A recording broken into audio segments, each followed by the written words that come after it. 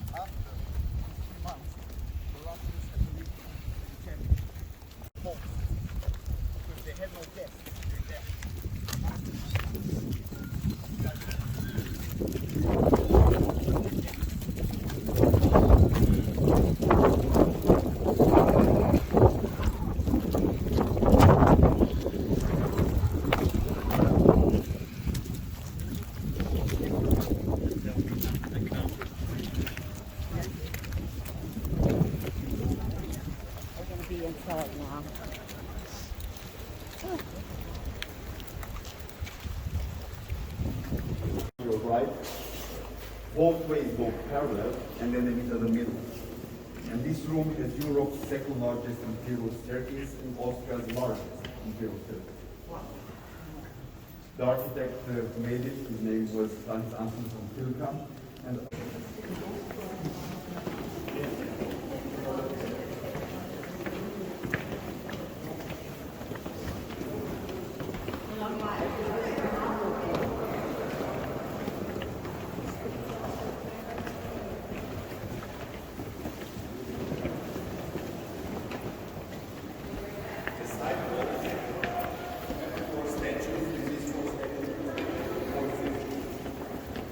to the left is the statue of spring, next to it the statue of summer, and on the side we have the Greek autumn, and to the right winter. A bit higher is bust of the leading artists of that time, like Michelangelo, Da Vinci, Rembrandt, Raphael, Duvel. And the ones holding the ceiling and surrounding it, those are the titans from the Greek mythology. Why they included such a theme, a Catholic abbey, I will explain in a moment. Until then, surrounding the fresco, we have a beautiful frame made by the Switzerland. When they painted it, the artists included some very obvious optical illusions very common in the Baroque times. First of all, they made the ceiling much higher than it actually is. The distance from the rim to the highest point of the ceiling is of 16 inches, 40 centimeters. Yes, if you stay Excuse me. how long will the artist finish it?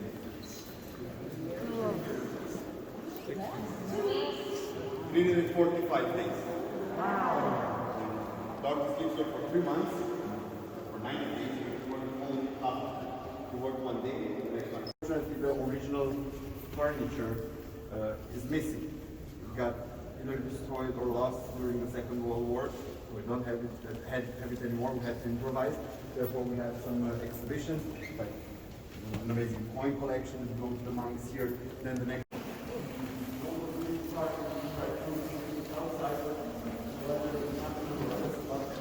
Outside. Let's stay here a bit longer. 2 more minutes. The history of this place starts in the year 1083, and it starts because of conflict. This conflict was between the Roman Emperor Henry IV and the Pope Gregory II.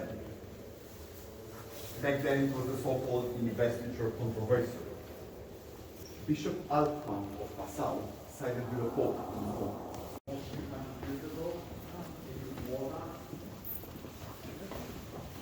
The walls are decorated style. This room was decorated by the Beast brothers, the same one that is referring to the fresco, and the 3D paintings belong to several Watchtower, and are inspired from the exhibition here about the architect Johann Lucas Hildenbrand.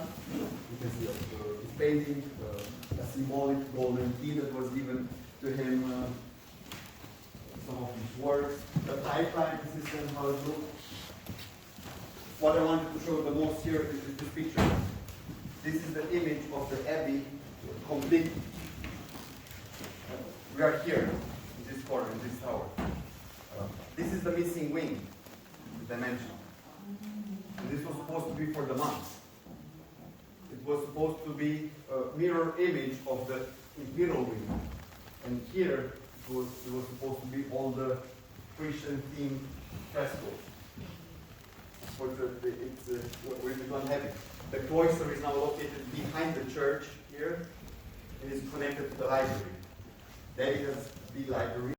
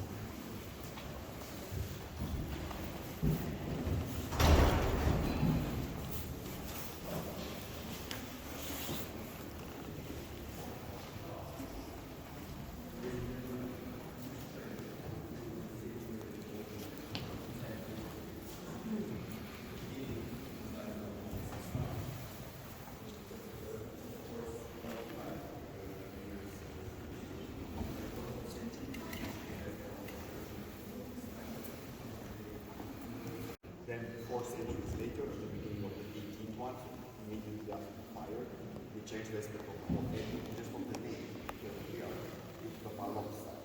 Therefore, the structure is different, specifically the Baroque style. Normally, the Baroque style is marble on the walls. Here, painted the walls marble. The same reason lack of money. So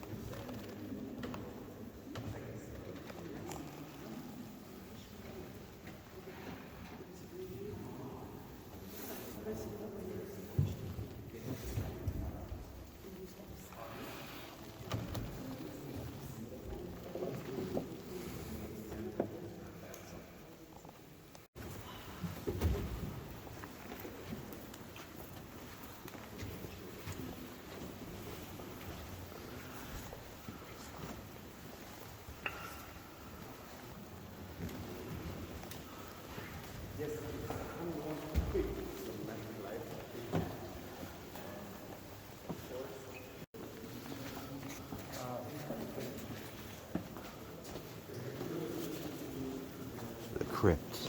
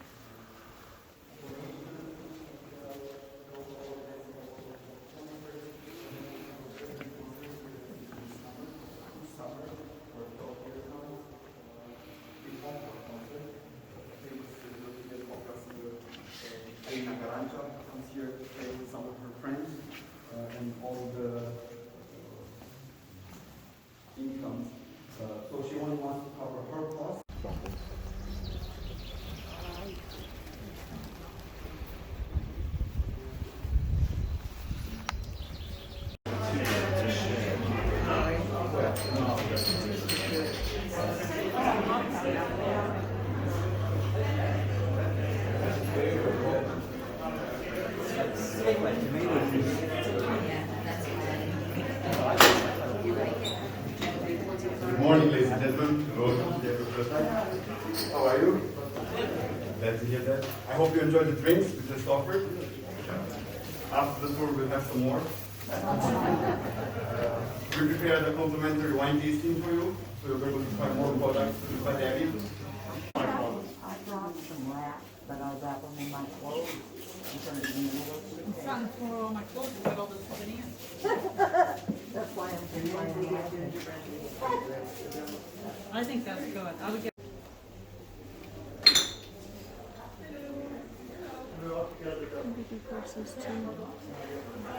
Yeah.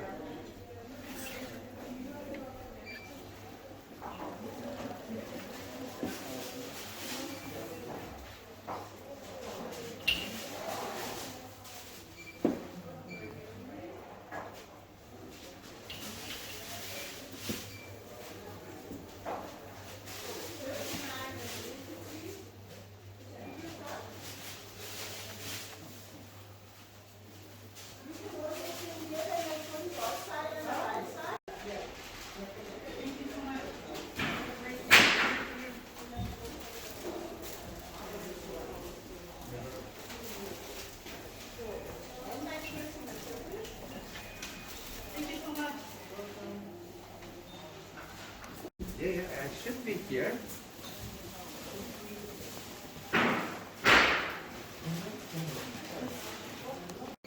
But if you go to China, it's but to US or China?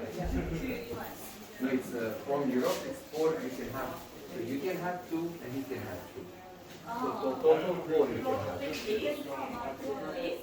This is no. This is not alcohol. This is like water. You can take a whole case if you want. Joe's going to take a picture of it then. Oh, okay. This would be great.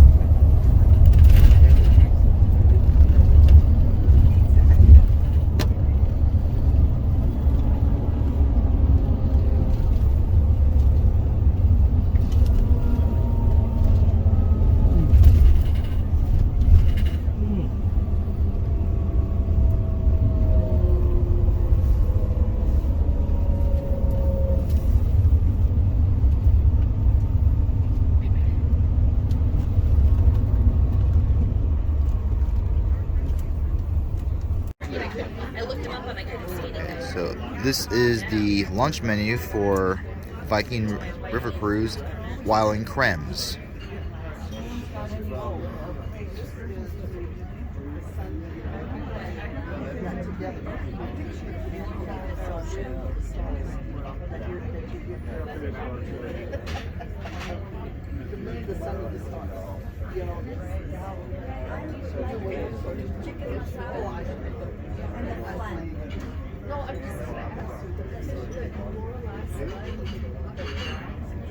Oh, that's good. Tip guy. They just brought around some extra little sides for us. Little beef dish, and it's like penny pasta with vegetables in it.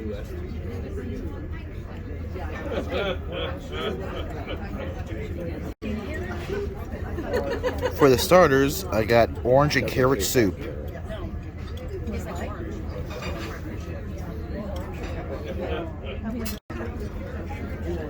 For my main course for lunch, I got chicken tikka masala.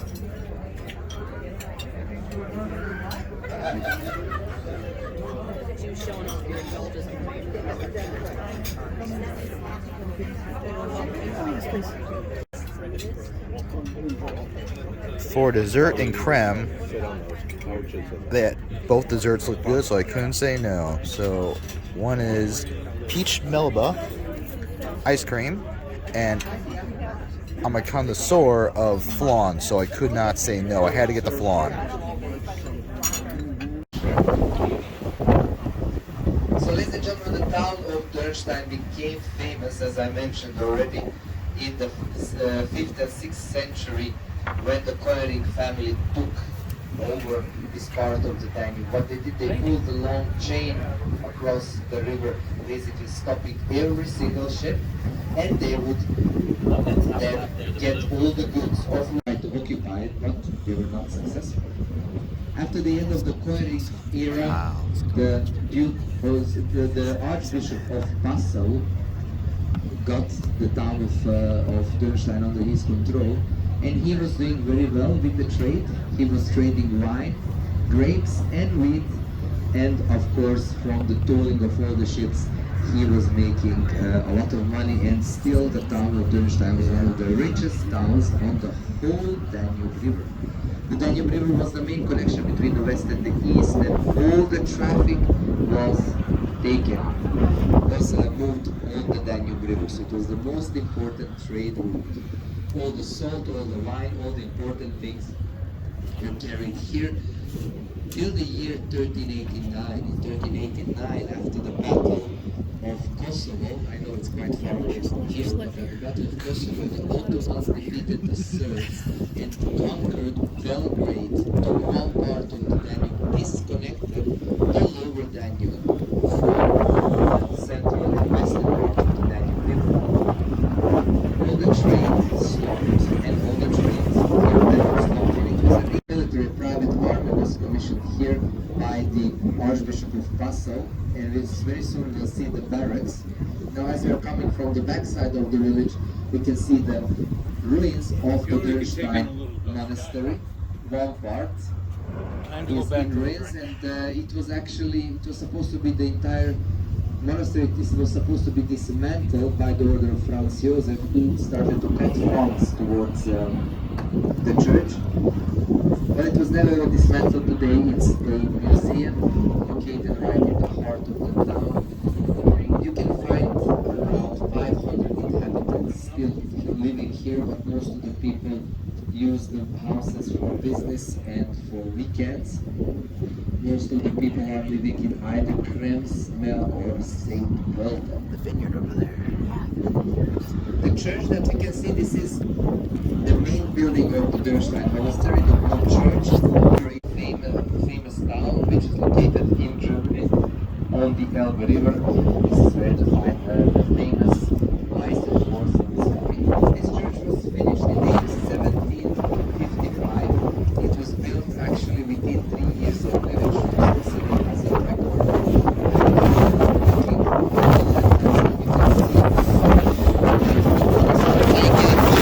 Without the wind. Sorry about the wind. Wow.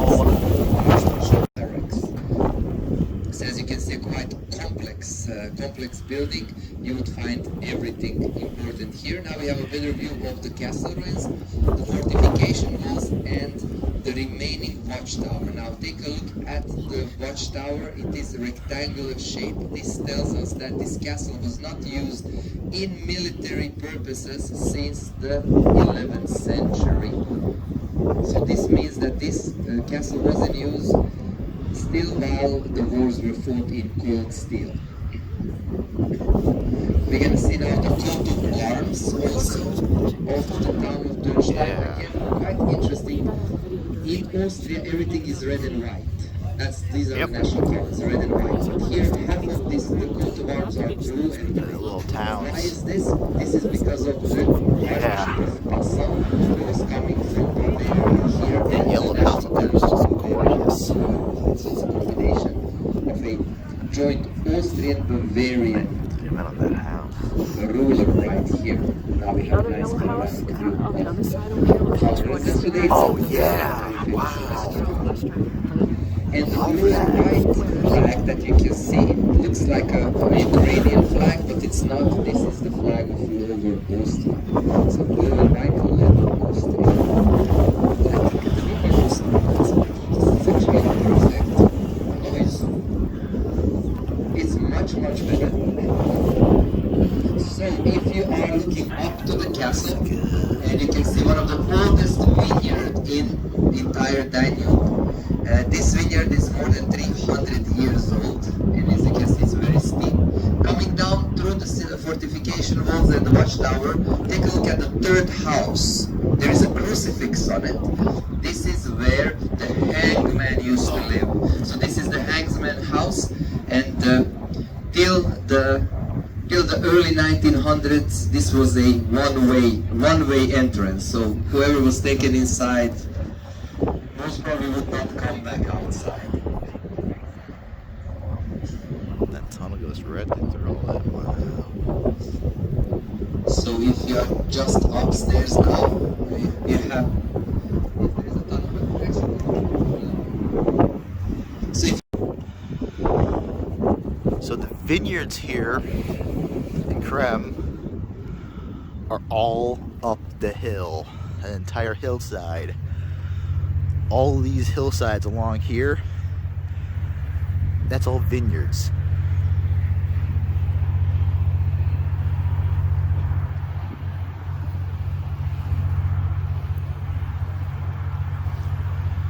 We kind of thought they were walls to the fortress back there, but we zoomed in closer and it's all vineyards.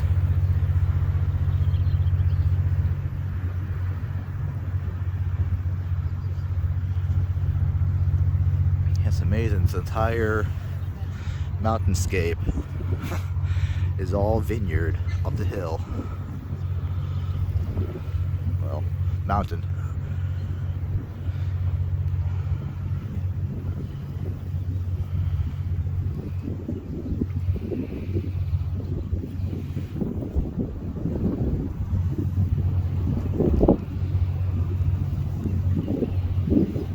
Like we're gonna come up on more vineyards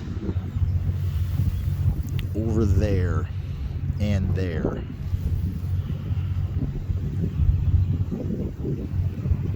So ladies and gentlemen, as you can see also on the rocks that the water levels will be dropping. We have one of the driest winters ever in the past 50 years.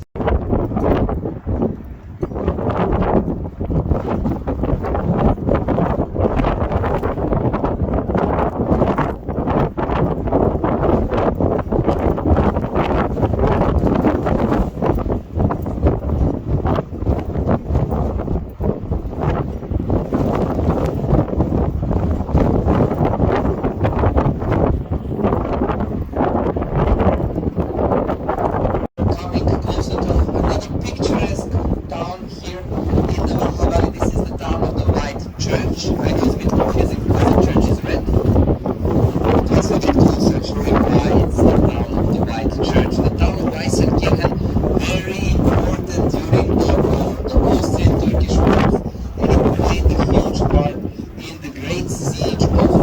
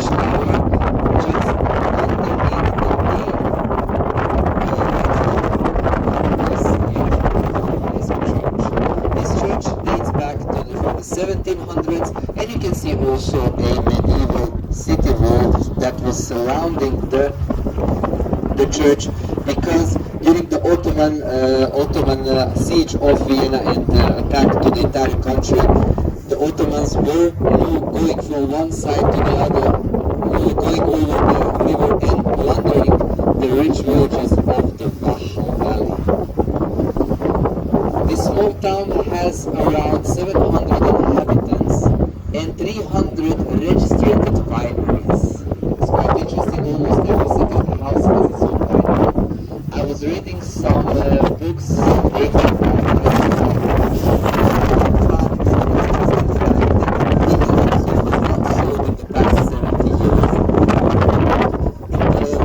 so 70 years ago, once one vineyard changed its owner, but just because one brother gave it as a present to his brother. So it's quite interesting. 70% of the wine has already been sold.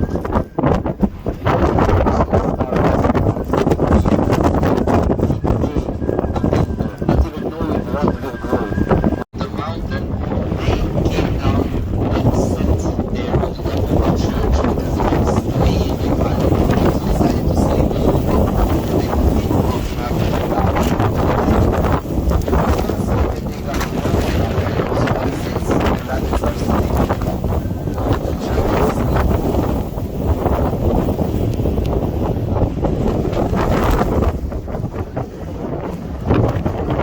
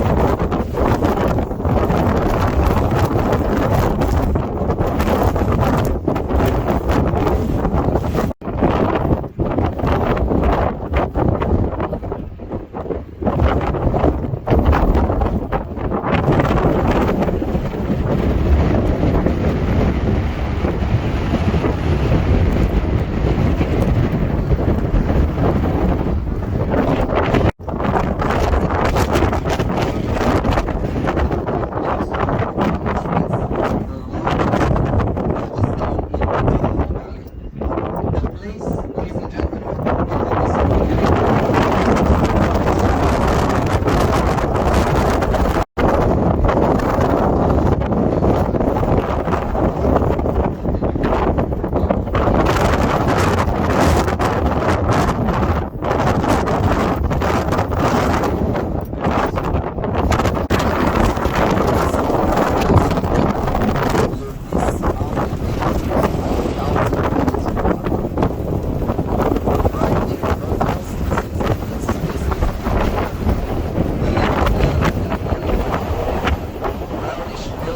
since the rabbits are sleeping, the church is sleeping. The houses around mainly are serving as bread and breakfast, and also many wineries, more than 150 wineries you can find in the town of Schwitz.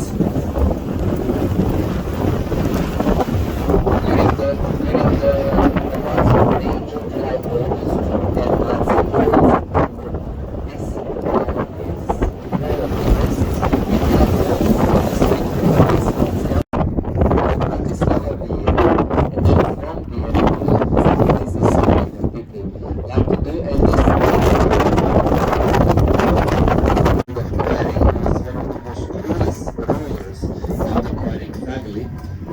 He was so rich, he had such a large army that nobody dared to attack him.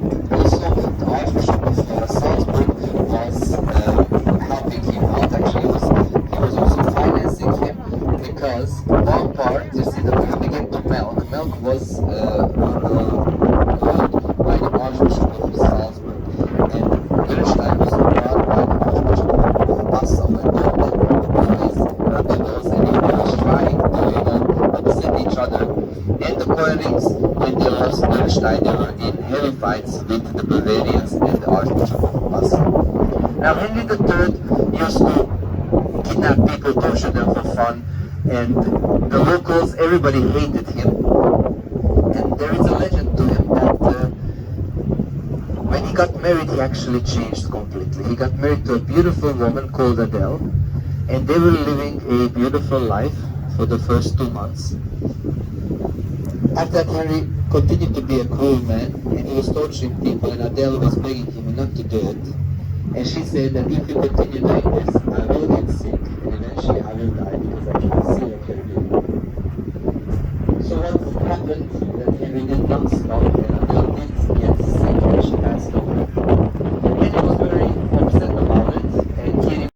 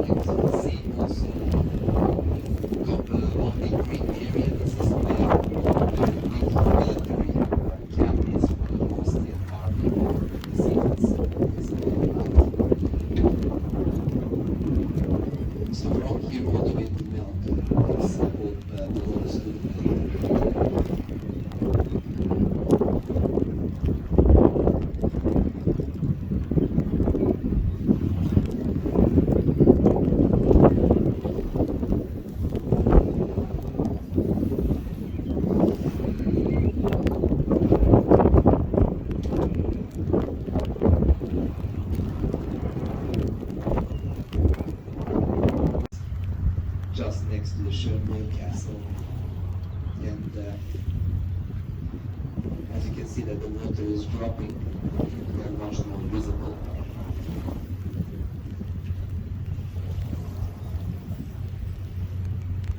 So if you see the white building way in the back on top of the mountain, these are the modern military barracks of the Boston Army. Because right now you see the white building in the back.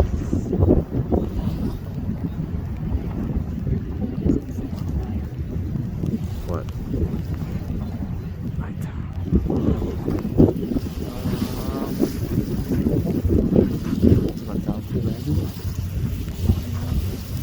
I know it sounds bad shit. I don't know where it's from.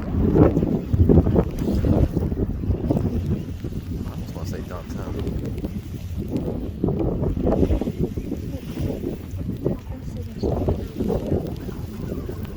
Oh!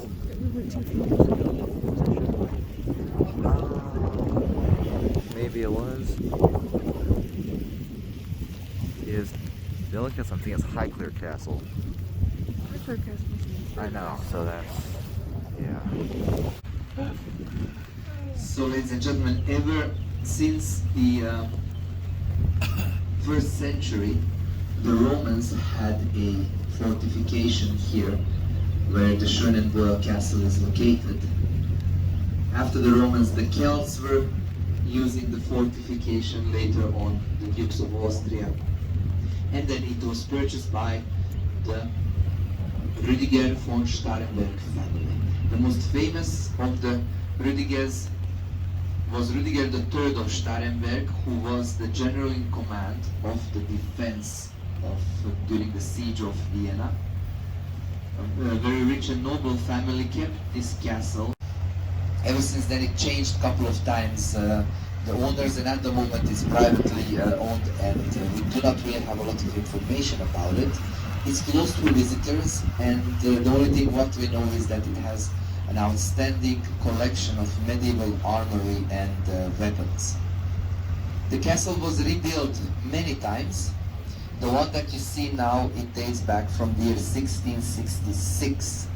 It burned down and it was destroyed through the Middle Ages, and it's the only castle that was not destroyed by Napoleon, because Napoleon wanted to keep this castle as a military checkpoint. He thought that he will never lose control of Danube and the German lands, but well, he was wrong. That changed everything. You can see also the fortification walls and also the watchtowers on the corner, and as we are moving away, the building that is connected to the castle behind, this is where the stables used to be. And as I mentioned, at the moment we do not really know the status of the castle. We only know that it's privately owned. A couple of times we tried to get in touch with the owners, but they never ever responded, so they're happy to be alone there. So ladies and gentlemen, with this we are leaving the Wachau Valley. Once we pass under the bridge, you will be able to see also the stunning Melk Abbey. So that will be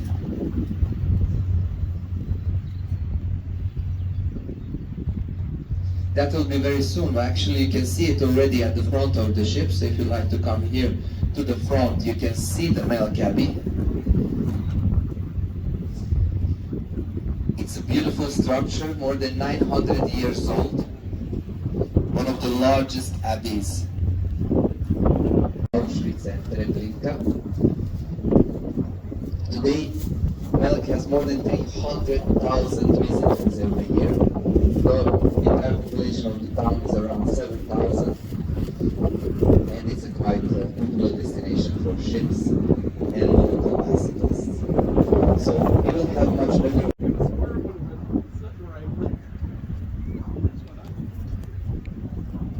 Oh, there it is. Oh, there, it's up behind these trees. Like where this landing zone is. Okay. I can't believe you can see it plain from down the river. You can't see it here. That's what I was kind of quick. Yeah. That's one.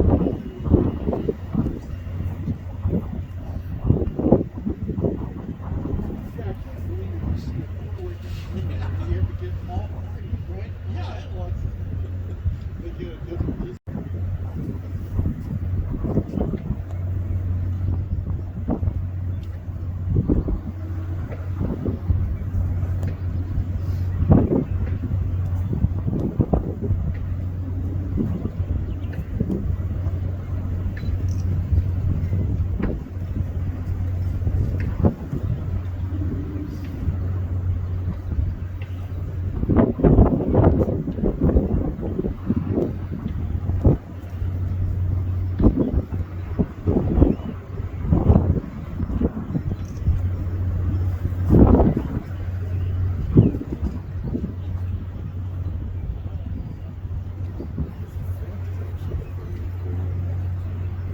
And you can tell that it's going to be a big curve because, you know,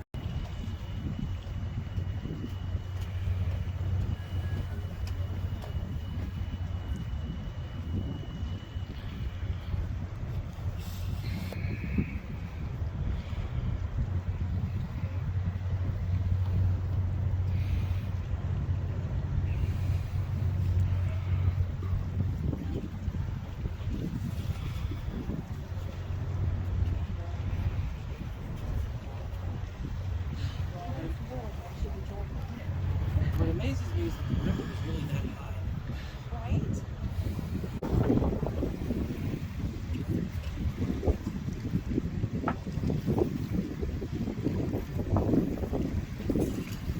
You can walk the boat onto the wall. Not you.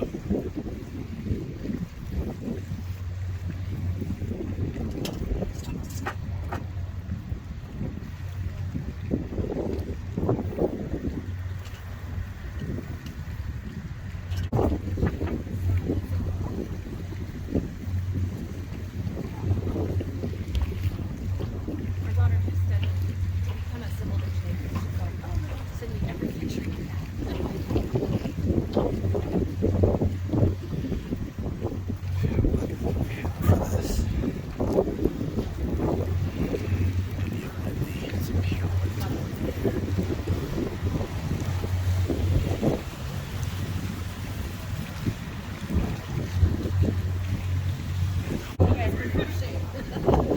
Looks like we're gonna be a right-hand mount today, left. Yeah. Tighten it. I don't want you losing your hat. Pretty good. Yeah? Oh, you gotta get a good view. You're Oh, yeah. supposed to come back here. Yeah. Good view of that castle from here. Yeah.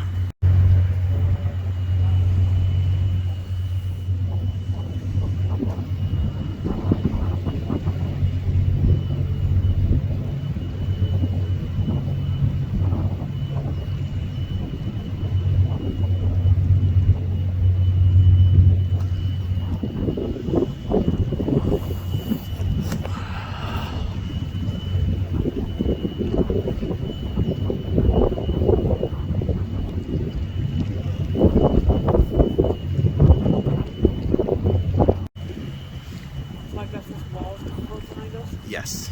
That's what I want to get on next.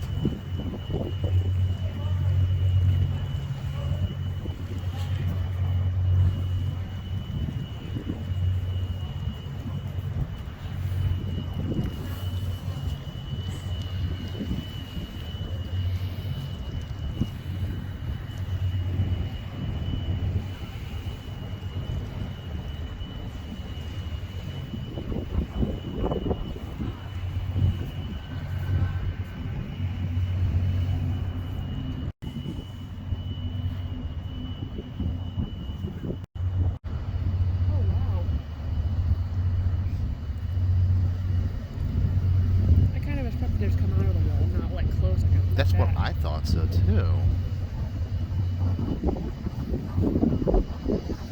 Maybe there are locks like that where they just kind of have evolved through the process of making them.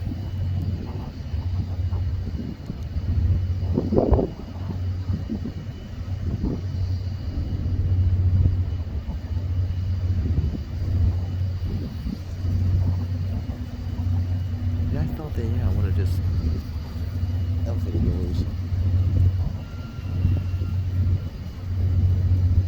You're on.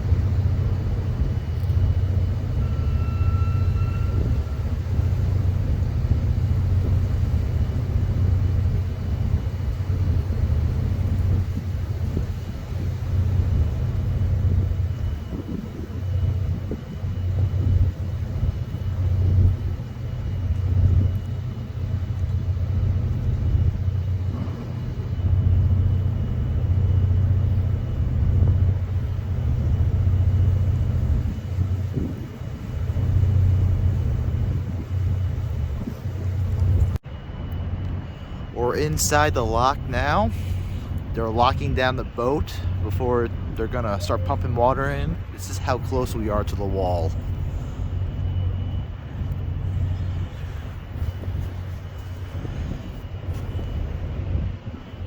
I think I can hear the water pumping in now. Alright, we're all locked in. They're starting to pump in the water.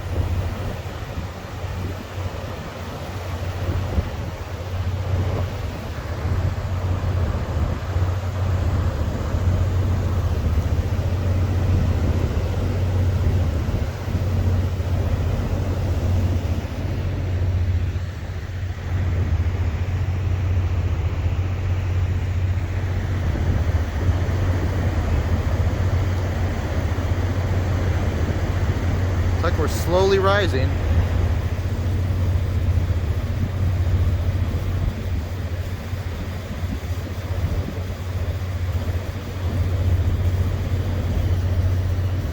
The little things keep going up. I wonder if that like kind of tells it like how much water pumped in. I think it does, yeah.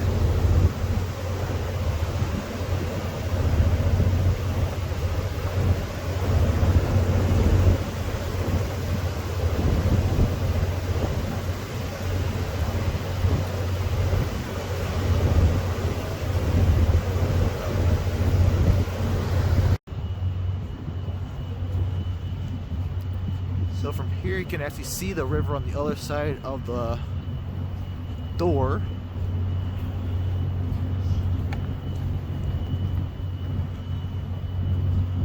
We are slowly leveling up.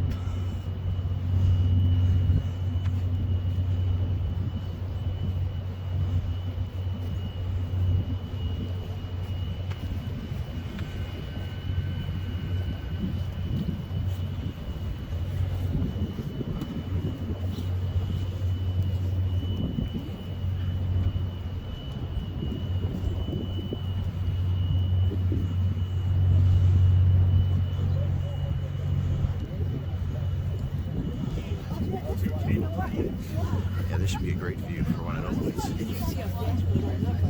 Yeah, we're really rising up fast now.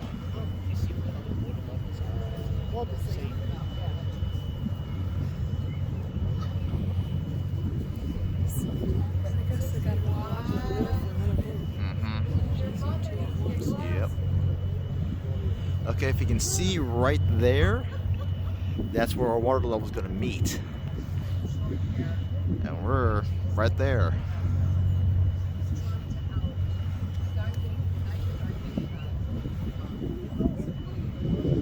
So we still got a ways to go. I think if you can see the level right here, that's where I think the water's going to stop pumping in.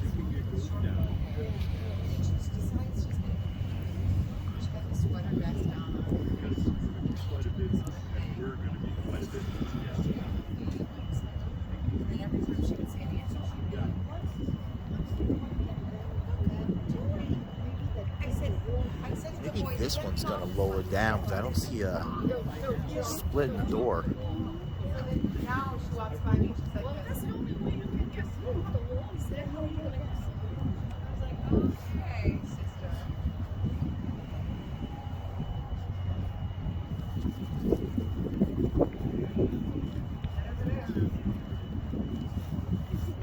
We're getting lower.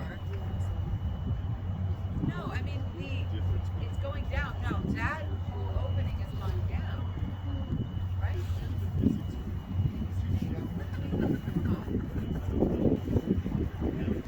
No, okay, come on. Okay, no. Watch that. Okay, 3 in. It disappeared. Watch. Dang. Might be a speed train or something like that, or a bull train, yeah.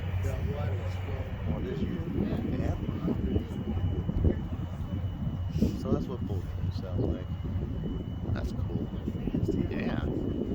I would love to take one of those sometime. Yeah, we could travel that way. Yeah. Like, try your kind of fun too. I know you can, yeah. I knew from some who travel by bull train. They would, Train. backpack drops and everything. Because like the Amtrak is like the American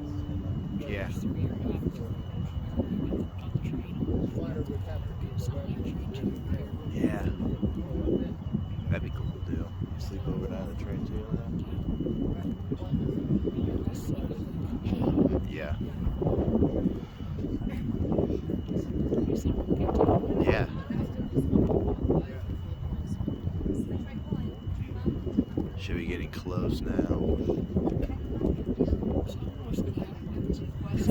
That's what I want too. I think this is gonna lower down, I think. I don't see a splitting door.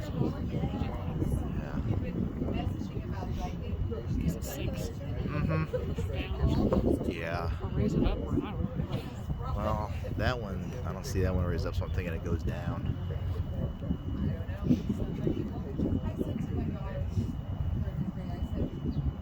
It's weird, one side is a doorway, one side is like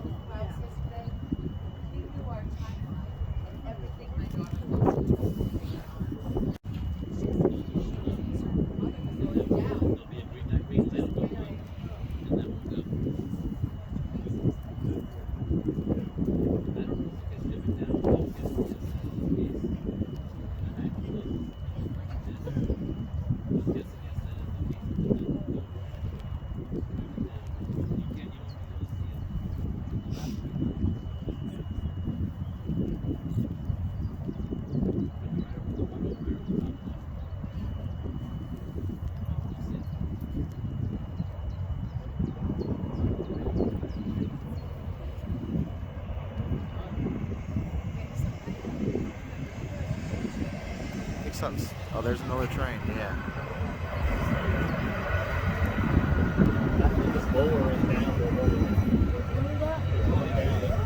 Oh, starting to lower down now. No, I know. Something's going on. Is it lowering?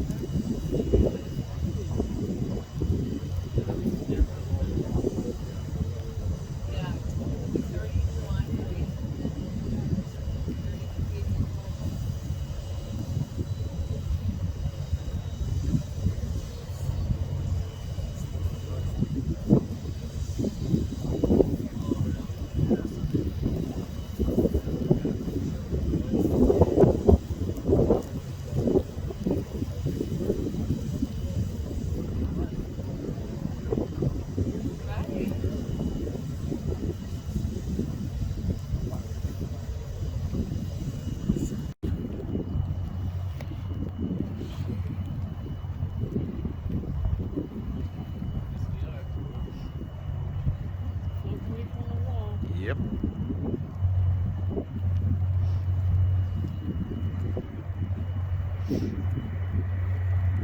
Sorry, move up forward. There's more trains out there.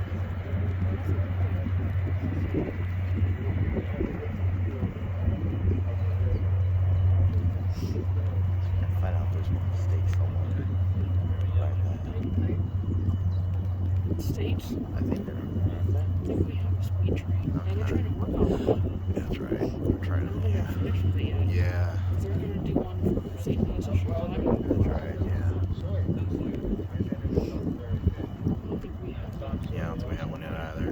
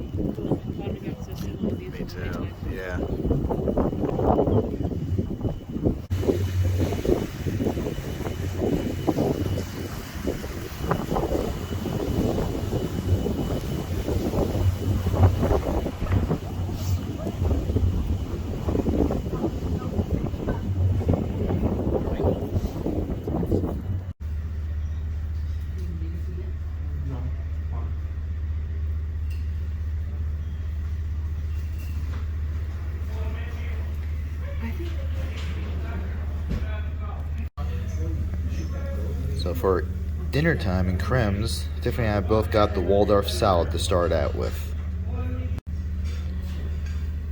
For my main course of dinner in Krems, I decided to get the roast duck breast.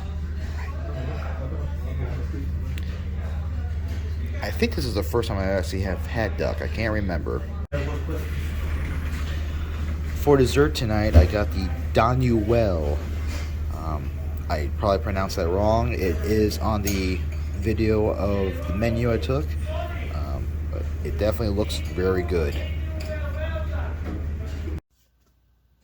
So, another end scene that I filmed on the Viking River cruise that didn't make the data transfer to the computer. So, another reshoot and action!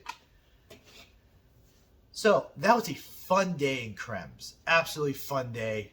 The scenery was absolutely amazing to see. Getting to see the abbey that Tiff and I have been reading about. The architecture was amazing. Getting to see the art that was all over the place was absolutely incredible. And finally getting to try the apricot wine. It was absolutely delicious.